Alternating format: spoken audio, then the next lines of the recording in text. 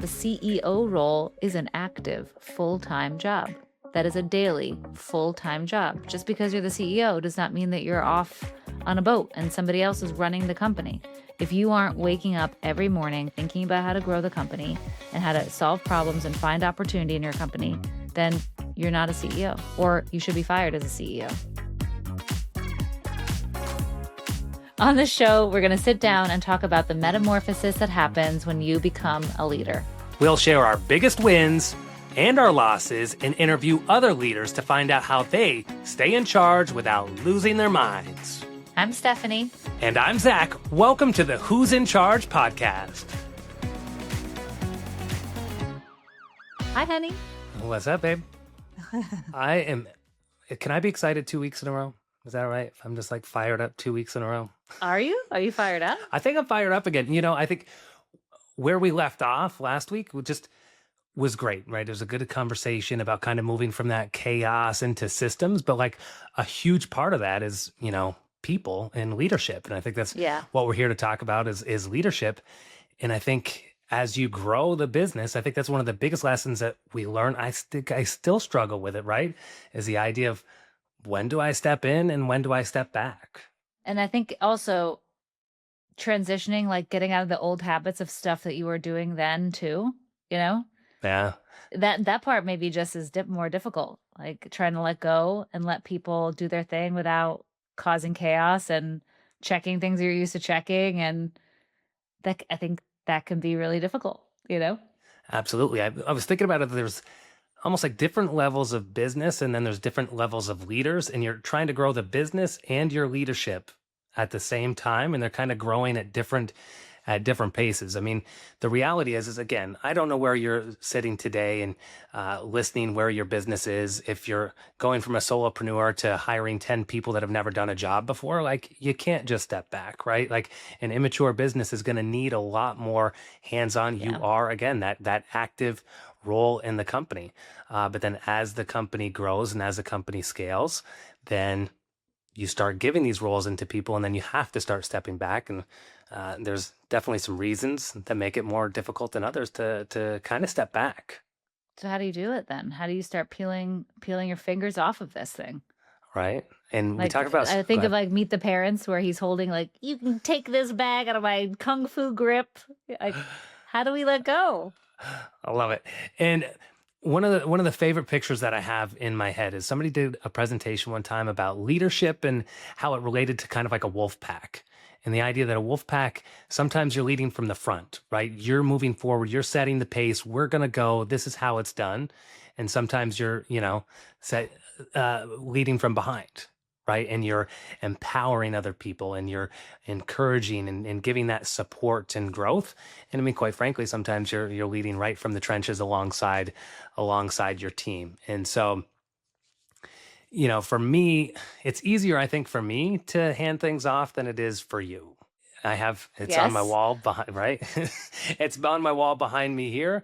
And I have a plaque that says, sometimes you win and sometimes you learn. And I'm okay with taking a look at a decision from the team and saying like, all right, what is the risk to this decision? Is this decision going to take down the company? Is this going to violate core values? Is it going to be some sort of detrimental thing? And if it's not going to be some sort of detrimental thing, their ability to go out and figure it out with, even if their potential solution is the age old, if their solution is 70% and mine's 100%, they're better off to have them go after their 70% rule. If I can look at it and say it doesn't violate one of those three major things, and this isn't going to be an end all be all, I would rather give them guidance and allow them to just kind of go out on their own and learn that lesson on their own. Yeah, and I find it difficult to let people do that. Yeah, I think it's hard to let people relearn a lesson that you've learned already. But to your point, it's really important. And is it gonna? What is the risk of letting them relearn that lesson? Like, it's like letting your kid fall. You're gonna let them fall and like stub their toe and skin their knee, but you're not gonna let them go like play in traffic, right? Things that are really, really dangerous and potentially have huge consequences. So I definitely think you've got to weigh the mistake that you think is about to happen, the severity of it all before you jump in. But obviously, we're not going to let anybody do anything completely out of line. But for me, I think actually, yeah, obviously learning that and letting go. I want to let go, but I think the trouble with me with letting go, and it's funny because I just had a conversation today with somebody else because I've learned this now and I've moved on to the next thing, and like I related so much with like this particular struggle, and I was actually just talking to somebody today about it. But what I struggled with in that transition of leadership and letting go and delegating is what to do with my own anxiety when the result that I'm expecting isn't correct. And let's just use revenue, for example. Like, oh, why aren't we closing deals? Like, well, what's happening? What's happening this month? And you have this anxiety about like, what's wrong? Like, and you just go and you start checking stuff, right? Like, I'm checking over here. I'm checking what's happening with that lead. How come that we didn't call these people? And what these people are missing a sequence. And oh, we didn't have any interested buyers on this transaction. How come? And like you just start looking and checking and creating absolute chaos. And so stopping the checking anxiety, like, I don't know, reflex, was really, really difficult in particular because I needed a better way to have an outlet for how do I handle things how do I handle us not hitting a revenue goal? Like, what do I do next? And the next thing that's healthy to do is to talk to your team, Yeah. right? Instead of going and checking all the things. Because if you're looking for something wrong, you're going to find something wrong and then you're going to create chaos. And like basically, uh, you become the arson in your own fire. And you're like, how do I stop? And then when you find all these things, it like really demoralizes your team because then they feel like I can't win because they're going to always find something, you know? Right. And I mean, you are kind of the best, not at being an arsonist and being a terrorist, but you are one of the best people I know that is able to be able to come in, take a look, and find areas to improve. And I mean, I think that's a dramatic strength.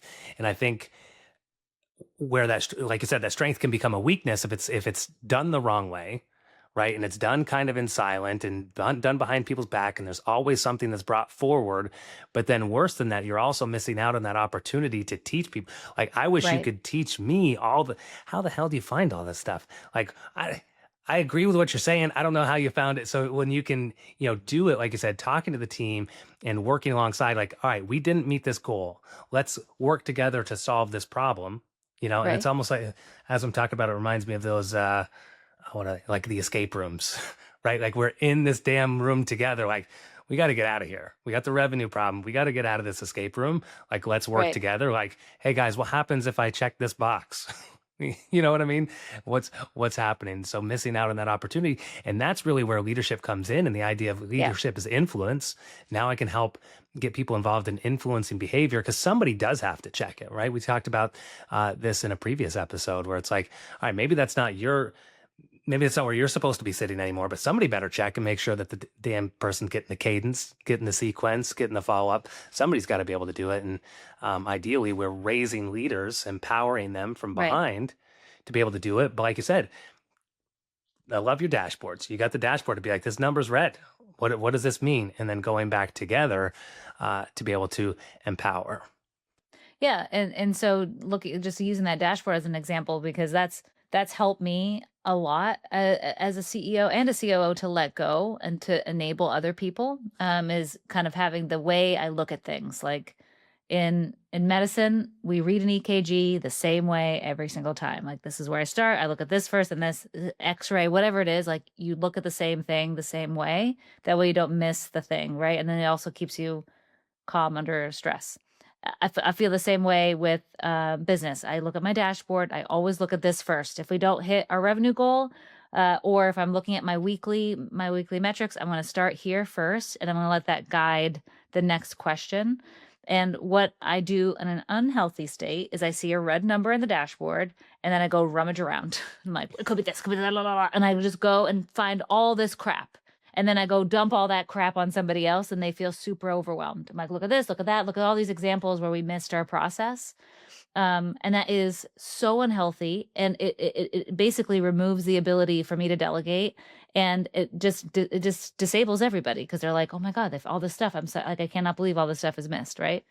So what I've kind of learned over the years, and I truly still have to think about this because in my anxiety or my unhealthy state, which I can like I'm always at risk of sliding into, right?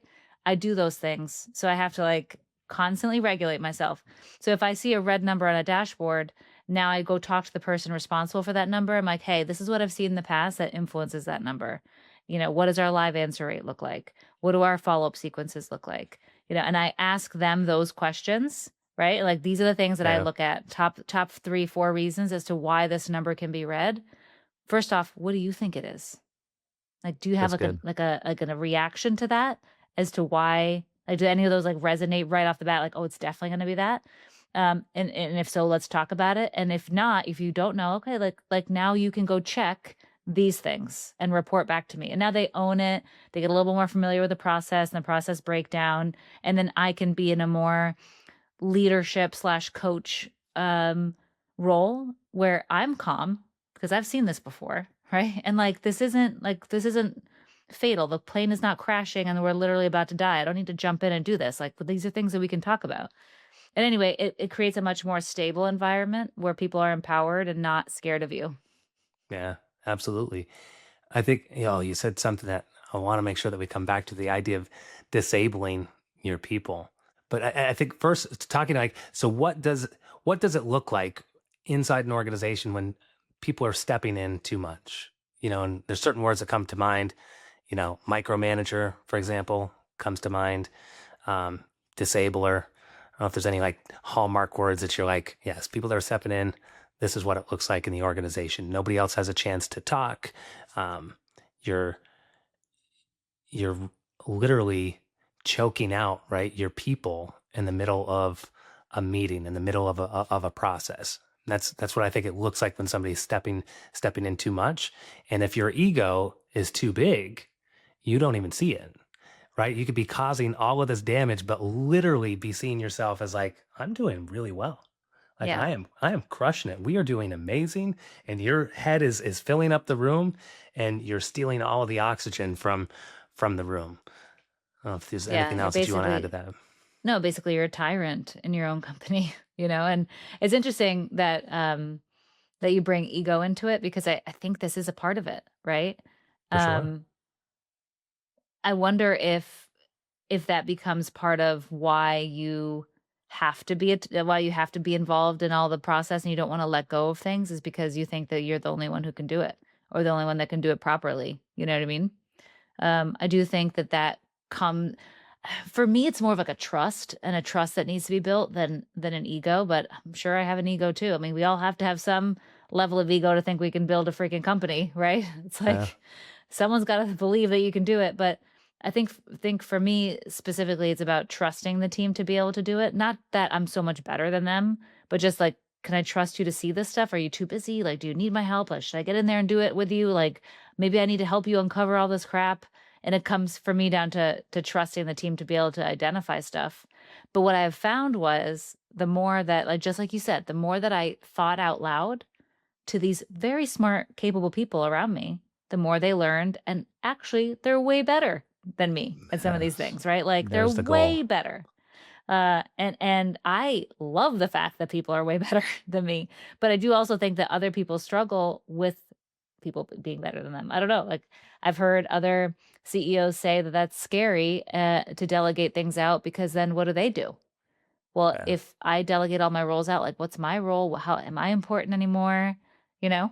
Right. That's that identity issue. So I think when it Right. comes to not handing things off, there's probably a handful of things. One is that identity, right? This is who I am.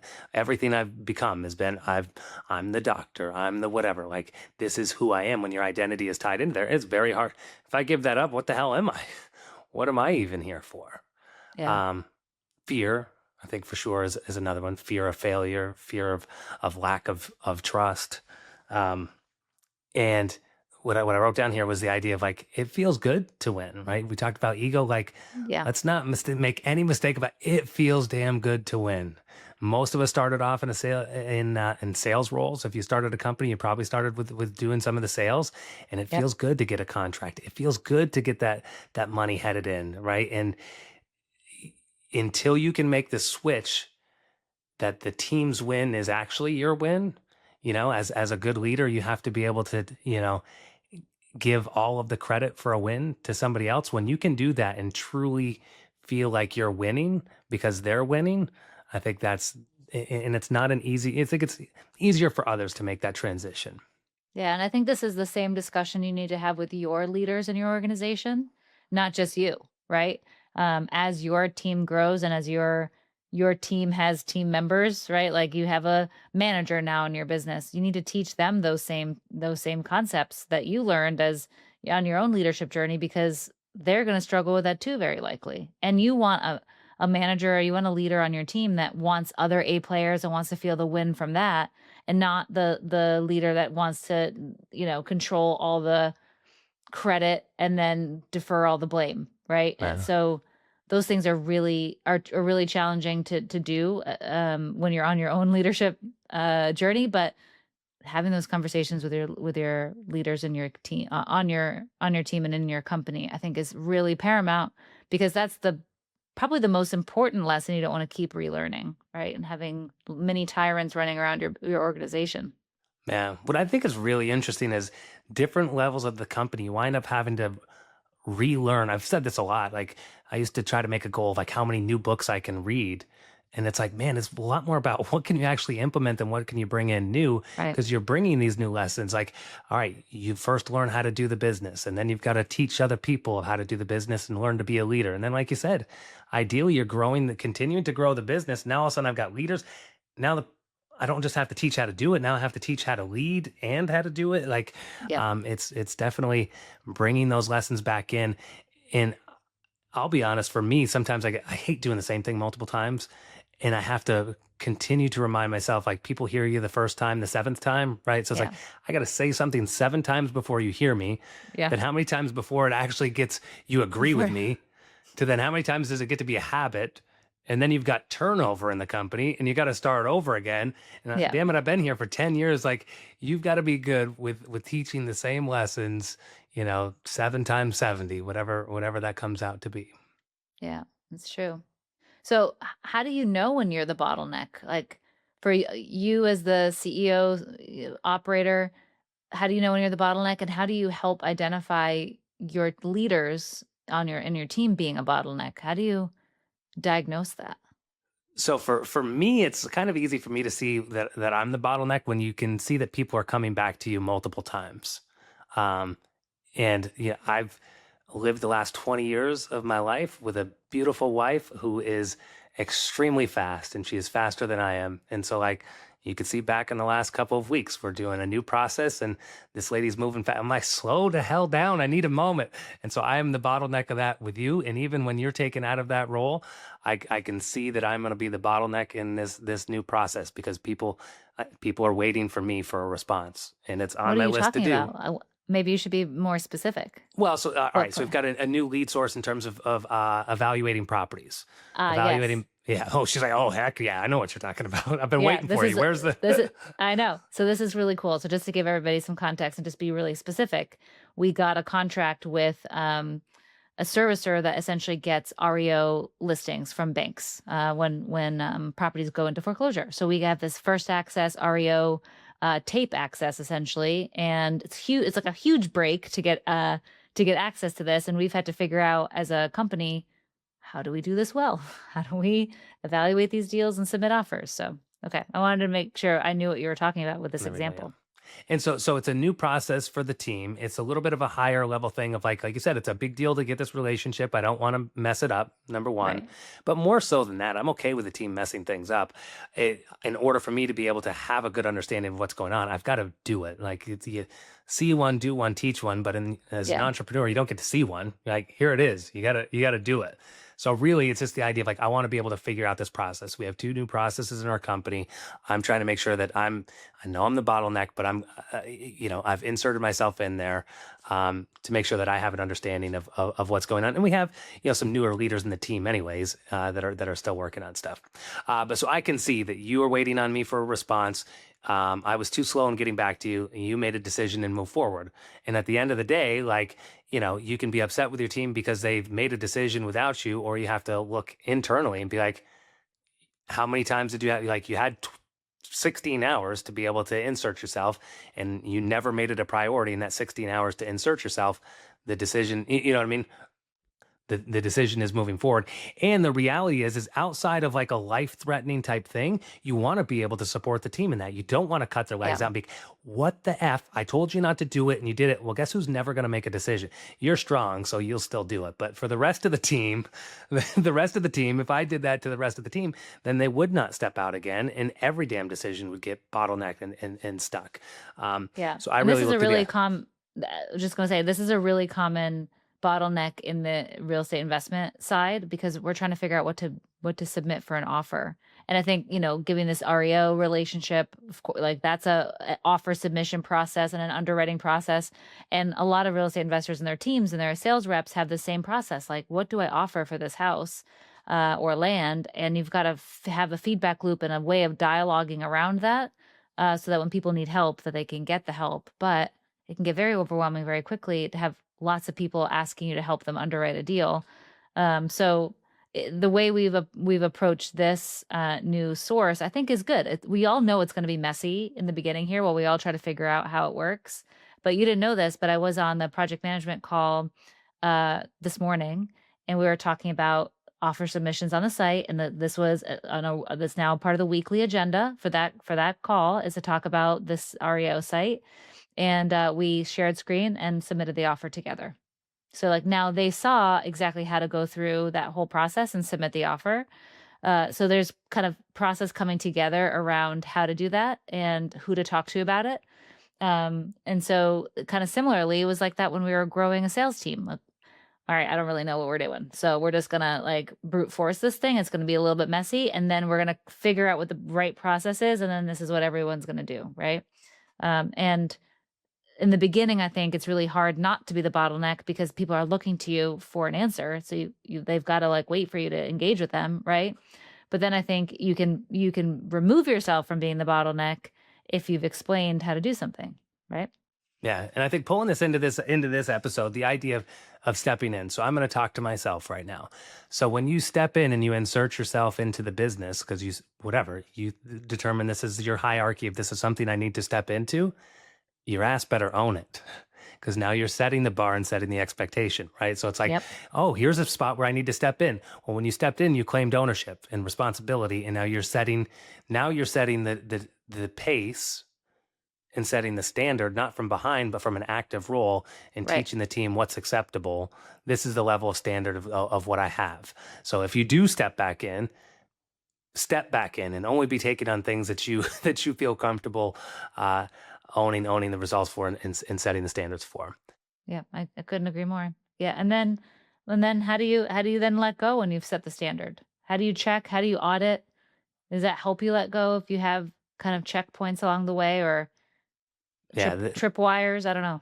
the tripwires are big. And so I know I talk a lot about dashboards. I don't know if ever now I feel like I've been spoiled enough with I Left love my Main that I'm dashboards. like, right. I feel like I've been spoiled enough. I don't know if the rest of the world has them. I can't remember the Well, years if you 10 years don't, you ago. should. But put it on a spreadsheet. Who cares? But just have a Right. place where you can see this stuff. Right. But yeah, so I'm just kind of spoiled by those, of the idea of like, all right, I can go in, check the dashboard. And I tell our team too, like, this is not me just bean counting to see like, oh, how many calls you get. This is like, I say it's like a dashboard in your car. If the oil light is on, like, I need to investigate, like, what the hell? Why is my oil light low? Right. And so I feel good with handing things off. Like I said, you win or you learn. I just don't want to see repetitive mistakes. Like, I want everybody to have, I think you can operate well when you have the freedom to make a mistake.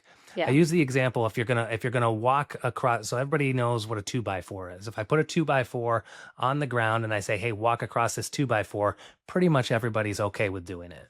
If I put it a foot in the ground, most people are going to be okay with doing it. If I put 30 feet in the air, most people probably are not, unless there's some sort of a catch basin. Like it's the same task, right? But if the freedom to fail is smaller, I can do it confidently, and I'm actually have a better success rate in getting across the finish line because I'm not so afraid of failing. I'm not worried about the failure and that I'm going to die if I fail.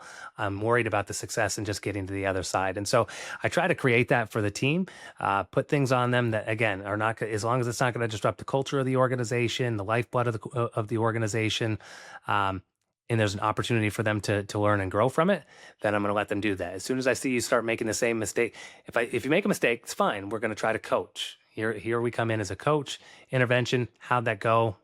Looks like that's not the way. Is this the result that we intended?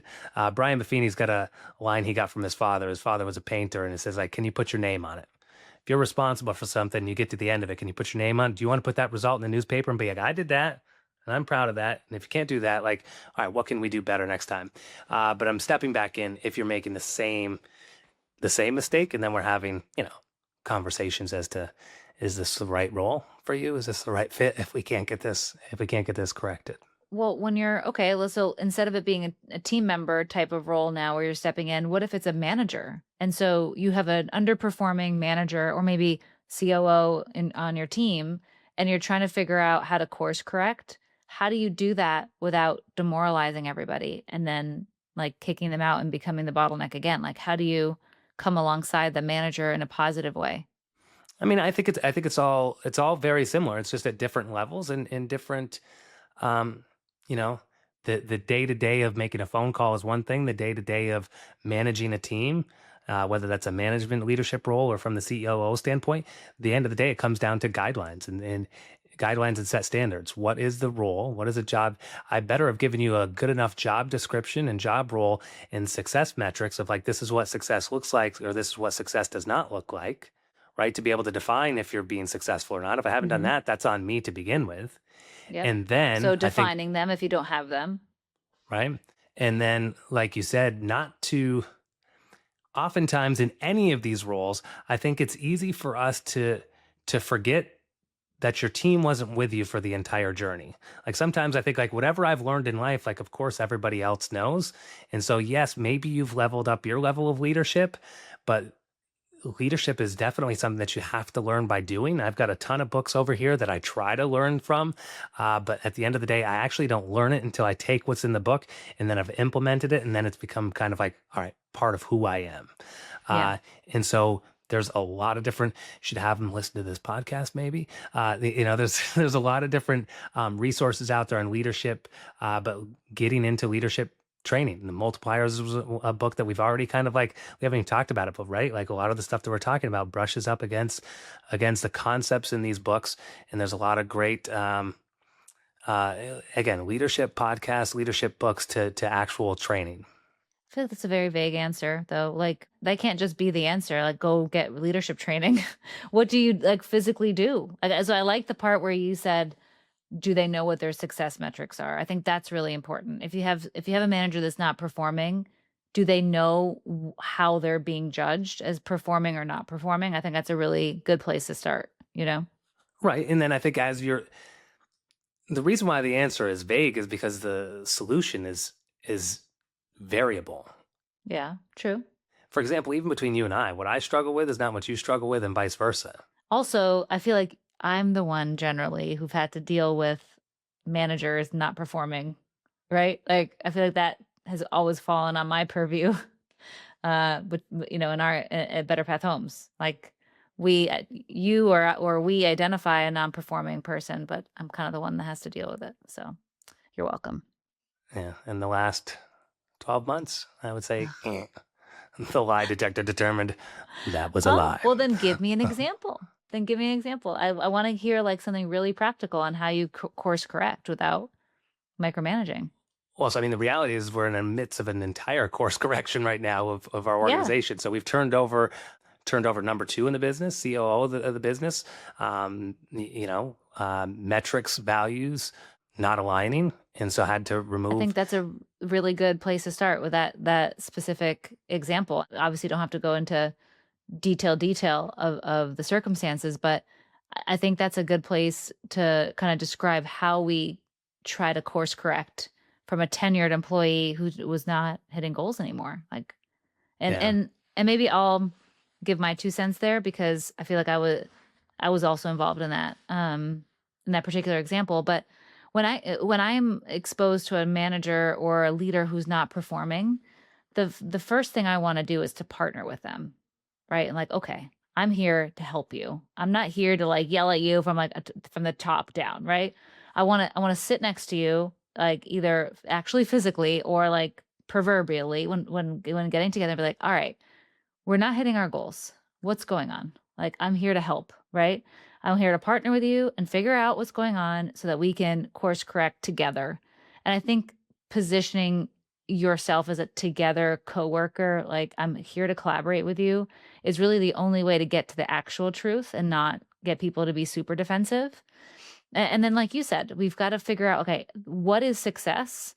What are we measuring? Like, do you know what success looks like? This is what I think success looks like. And this is where we're falling short.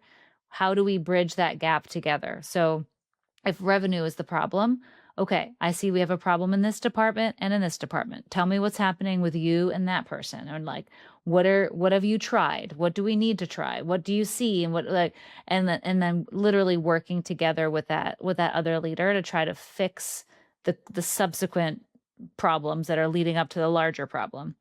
And I think you were kind of hinting at this. I was hoping you would say it because I feel like you were just about to, but the leader, just like you as the leader, but the leader that you're coaching and trying to get back on track, they need to get it, like understand what success is. They need to want it. Like, are they aligned still with this and the vision and the core values and this mission that we're on together? Do they still want to be a part of this, or are they checked out? And do they have capacity to do it? capacity. Yep.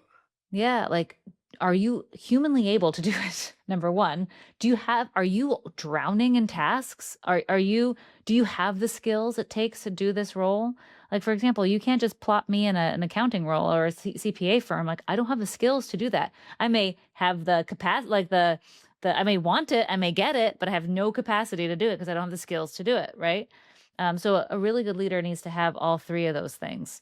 And I think in their assessment phase, uh, when working with that other leader, you've got to look at those three things: get it, want it, capacity for it, and then have a very open discussion around those three things.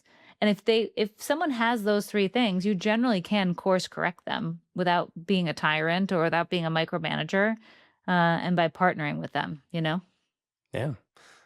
I think the clarity is probably the biggest, like Yeah. clarifying the idea of like, are we on the same page as to what success even looks like and the trajectory of where we're trying to go? Because if you have that defined and you both want to get there, well, like you said, it's a matter of like, I mean, I want abs, but sometimes I'm like, I don't, I don't want them that bad. I don't, I don't know if I want to work that hard for them. I So think I, I I guess I still didn't like want them that much. cheese. Yeah. But I still like cheese. Well, I want this to be, and that's why like I poke at you a little bit because I think specific examples are the most helpful for people listening, and it kind of takes it away from theory and a little bit more application stuff, and you know, be a little vulnerable. We all go through these things, even 10, 15 years into the business, we have to do these things with a leader, and then we also have to make the call too, like after you try, to Yeah. coach through a leader. And I think sometimes that is the ultimate answer is like, okay, well, I think we need to part ways. And it's so hard, especially after all that effort together and potentially years together working. But I think another really important part of coaching and identifying a problem is knowing when it's time to pass, when it's time to part ways. Yeah. That's could be a blessing for that person too. Like, this is not working, right? And so instead of them staying and like suffering and like probably feeling badly about themselves if they're not being successful. Like everybody wants to be successful. So it can be a blessing to like let go too. Like, I'm going to set you free. Go Right, you find have your people that will happiness. refuse to quit, and not just the idea Right. of like, "Oh, I'm gonna refuse to quit this position," just because they refuse to quit a thing. I said I could do this. I think I could do Right. anything in the world. Like, if I quit, then I'm determining I'm a loser and I can't do it. So they just won't unless you release them through. And nobody wants to be in this position where they're, you know, failing and not hitting success metrics. And Yeah. I mean, just in my going back to in my defense of the idea of like, well, what do you have to do? Because literally, the multipliers is a great book, right? In diminishers, you have multipliers and diminishers. And so the reason why a leader, specifically if we're talking about leadership, the reason why a leader is failing, you have to get the right diagnosis first before you can determine what the right prescription is. Oh, we're going to bring it to medicine, baby. Aha, You I got to like it. get I the like you it. got to get the right Every episode diagnosis first. there's a little gold nugget. And so, and I mean, this is probably one of my problems with just general, Facebook advice or maybe just podcast advice. Like, oh, you know what the problem is? They're just not being, clear enough, or they're just not being mean enough, or they're just not, who the hell knows? Maybe they're being too nice. Maybe they're being too strict. Maybe they're being a accidental diminisher. They don't even know that they are. So you really need to be able to, once you have the set standards of what you're looking for, then creating the time to actually be able to spend with the person and work side by side, and recognizing, you kind of mentioned it, like, can we work side by side? Do we have trust? I wanted to talk about, I don't think we even did, that the foundation to all of this is trust. Right. That your team has to be able to trust you. You have to be able to trust them. I mean, there's a lot of things that we talk about, good leadership and how you're going to hand things off, but it's all based and surrounded upon trust. And you have Yep. to be able to have that first. And if you could sit alongside somebody, do we trust that we're, working together on this, that we can work together on this?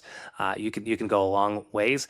And if you don't, then I think it's, like you said, I think that's one of those opportunities where it's okay to have the difficult conversation of like, you don't trust me, I'm not trusting you. Like, Right. we're set on soft foundation here. We can't go, if we want to build a business, we want to go fast and far, and we're not going to do it off a crap foundation. All right, so talking about stepping in, stepping back, what's something that you've had a really hard time letting go of, and then what happened when you were finally able to let go of that thing? The hardest task that I've ever had to let go of, I'm going to pick the most recent thing that happened. And that was hiring a CTO for Left Main. It was super hard, but also very relieving. But it was so hard because I had been the chief architect for years, and it was like, that's the lifeblood. It's the product, right? It was just so difficult to be like, and there's my baby, right? And what happened was all amazing things. That our product development was so much better, much more organized, way stabler. The skill set of him and the team that he built is way beyond my skill set. And at this, the reason why it's scary is because now, like, I don't know enough to, like, I don't know, I'm not so in the weeds enough that I could just like, oop, pick up that ball if something were to happen, right? Like, it's now grown all the way out from me, and then I'm like one or two layers disconnected, and it's a little bit scary, right? 'Cause I'm like, oh I my was going to say, gosh, a little bit is probably an understatement, right? Like, to have something that's that far out from you. yes. And at the very beginning with like making that transition, I was like, can I trust? Do I need to check? How do I check now? Like, and I would go and I would check and it'd be okay. And then we'd have all these discussions and talk about what was happening in the DevOps cycle. And it was great.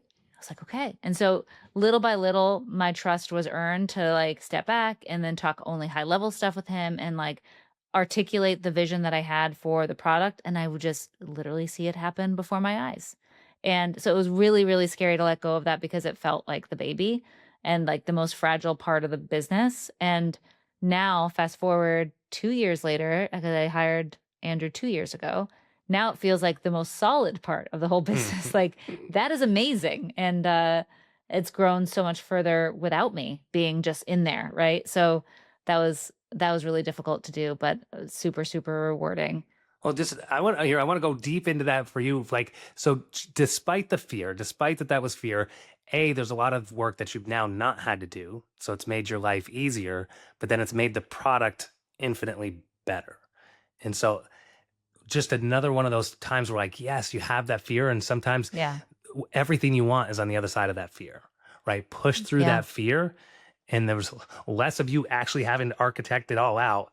But not only that, the results have been better. So you got to recognize those periods for you that you're able to push through the fear and into something better. Maybe I'm just delaying you asking me difficult questions, but go ahead. Yeah.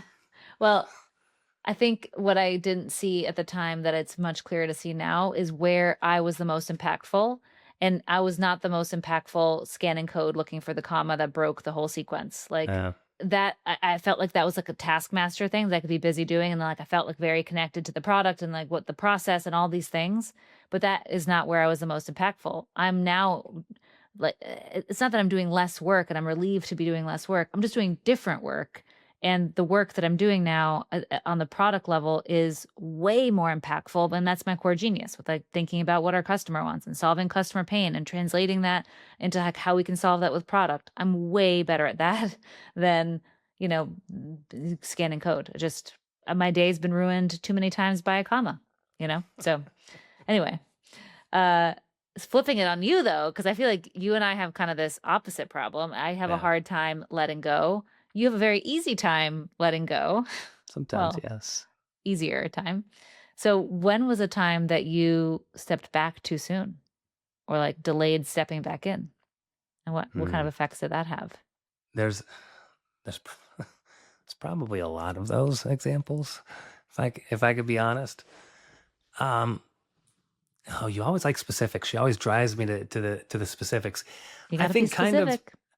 for me, because this is probably the one that I'm struggling with the most now as well, is like the number two role, right? Like you hire a COO. And so for those of you that are, reading traction and going to masterminds, and this idea of like, I want to hire a number two, get a COO in there, and just like go on a boat somewhere, right? Like I could just Yeah, like sail off into the the distance, and dream. right. And so you think that this is a dream, and it's kind of been coached and taught for that to happen. And so you have this a kind of emotional thought of like, all right, yeah, I could be top dog and not do a lot. So let me just step back, and that's his role to kind of keep the company up and going. And then sometimes you make decisions emotionally and justify them logically. Again, getting into that multipliers book, like I think I had just read that book at the time and was focusing in on kind of like the diminishers and like, well, wait a minute, if I'm doing things, am I coming in and diminishing him? So it was really this a struggle between a wanting to be CEO and stepping back, but then also I think I just went too far in the idea of stepping back and like not wanting to be a diminisher, and his 70% is going to be better than my 90% or whatever, and not paying close enough attention to those um to those warning flags and dashboards of Yeah, like, all right, which metrics are not going well, where are we not being successful, and coming in and creating that trustful relationship where you kind of have like a collaborative role of like, all right, this isn't kind of going well, let's get a little more collaborative on how to solve it. Is this going to be something we could solve together with our path forward here, or again, is it not? And so I probably let that go too long to where maybe it was, well, obviously we believe it was not reconcilable to where it got to. And so now I'm going to have to stay tuned as I learn the lessons of trying to bring in another number two and actually do it better moving forward, so we can all grow together moving forward on this. I think this is a lesson that you learned, and that other CEOs really also need to learn, especially CEOs in small businesses like our investment company. Is that the CEO role is an active full time job. Yeah. That is a daily full time job. Just because you're the CEO does not mean that you're off on a boat and somebody else is running the company. If you aren't waking up every morning thinking about how to grow the company and how to solve problems and find opportunity in your company, then you're not a CEO, or you should be fired as a CEO, because the CEO should be doing those things. So I think that's a pitfall that a lot of people make. They think that they hire a COO and they can peace out. And that makes it a really difficult job for the COO to get anything done because they need their counterpart, right? And I think it creates this imbalance on vision execution, like this back and forth, like tennis match between the two that is really, really important. So I think, I think we all have done that, have disengaged potentially too quickly in the past, but I think we can learn from that lesson. And I mean, I think that's the crux of leadership and owning a business, right? Is that all the time, depending as your business is growing and as you're growing as a leader, there are going to be times where you have to have discernment, right? Of when am I stepping back and empowering my team versus when do I need to step back in and show them how it's done. And it means something different for every stage of your business, and it's not a one size fits all. You are going to flip back and forth between those. So just prepare for it and keep your eyes out. Until next time.